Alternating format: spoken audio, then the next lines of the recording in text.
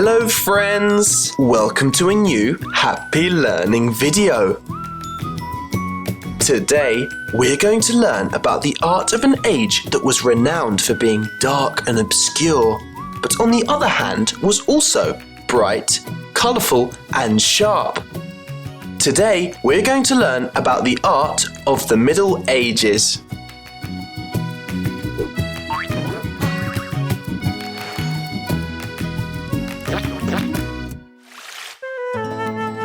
The first thing we need to know is that during the Middle Ages, there were two major artistic movements, the Romanesque and the Gothic. During the Middle Ages, which, as you already know, is from the 5th to the 15th century, Christianity was the religion that dominated much of Europe.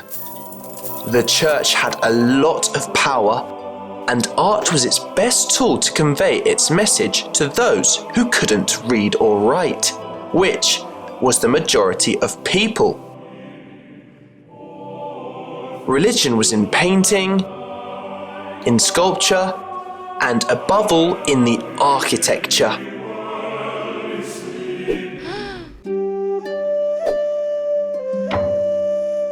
Many churches and monasteries were built, both in the cities and in the countryside. The Middle Ages were very long, lasting 1,000 years. But it wasn't until the 11th century when the Romanesque style appeared, which ended in the 12th century. Do you know why it's called Romanesque art? Well, because it inherited from the Romans the semicircular arch, which is the one you can see here. It looks like a semicircle, doesn't it? Remember, from Rome comes the word Romanesque. It's easy, right? Since the society of the Middle Ages was very hierarchical, the kings, the nobility, and the church were the only classes that were rich and powerful.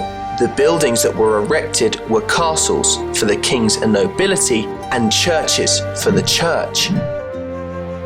They were defensive buildings, with thick walls and small windows, which meant they had very little light inside. They were very dark. Look at these sculptures. Together with the painting inside, they depict scenes from the Bible. If you look closely, you can see they made use of almost all space possible to make sculptures. The walls, the columns, the frames, the doors, and with them they taught many things about religion. After the Romanesque comes Gothic art, which spanned from the 13th to the 15th centuries. In the Gothic period, buildings were getting taller and taller because they believed in doing so they were getting closer to God. Everything pointed to the sky, even the arches, which are now pointed. Look at the difference between a Romanesque round arch and a Gothic pointed arch. During the Gothic period, churches became more stylized. Their walls became thinner and the windows were enlarged and filled with stained glass. Just like the beautiful rose window in the Notre Dame Cathedral in Paris. Look at the effect of the lights. It's magical. These wonders took so many years to build that those who started them never got to see them finished. We're so lucky that we can enjoy them. Did you know that the artists who made these beautiful works remain unknown? We don't know who they are. They worked in groups called guilds, and there were guilds of carpenters, sculptors, and painters. The group was much more important than the individual. Now that's teamwork. Can you now see that the art in the Middle Ages, during the Romanesque period, was very dark, but then in the Gothic, it was very colourful? I hope you enjoyed this as much as I did. Goodbye, friends. Search us and subscribe to Happy Learning's YouTube channel. Hello friends! Welcome to a new Happy Learning video. Today we're going to learn about the art in an era of enormous change and amazing discovery. A very human art. Today we're going to learn about the art of the modern age.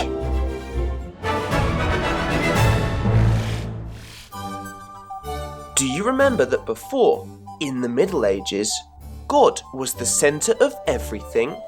Yes? Well now, in the modern age, man looks beyond the heavens and instead attaches much more importance to nature and to man himself.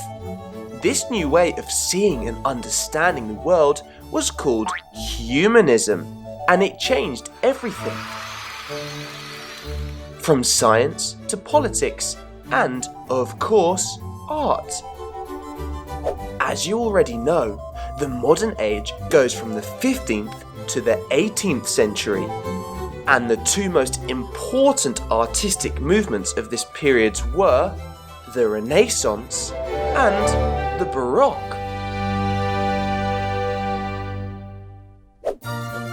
The Renaissance arose in Italy in the 15th century and was characterized by a rebirth of interest in the ancient cultures of Greece and Rome.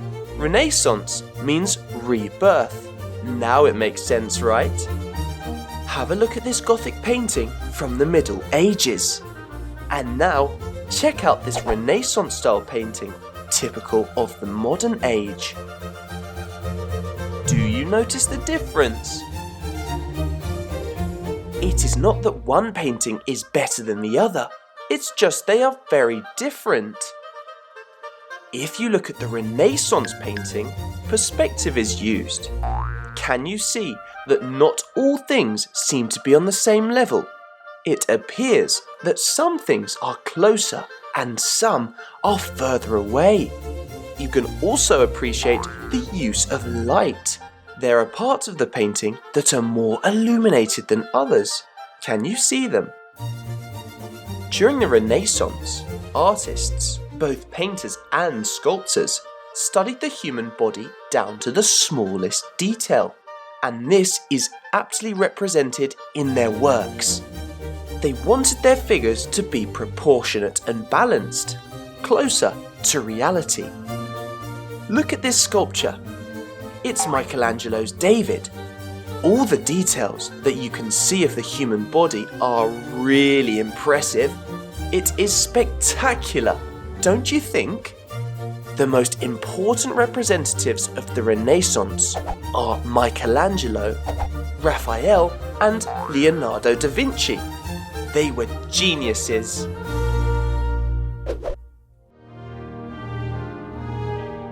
The Baroque developed in the 17th century, and its main characteristic is exaggeration.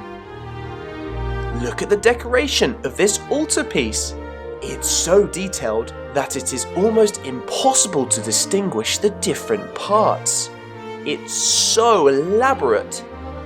In Baroque painting and sculpture, the works of art acquire movement, and there is a great contrast between light and shadow, as you can see in this painting by Rubens, or in this one by Caravaggio. They're so realistic you'd think they could talk.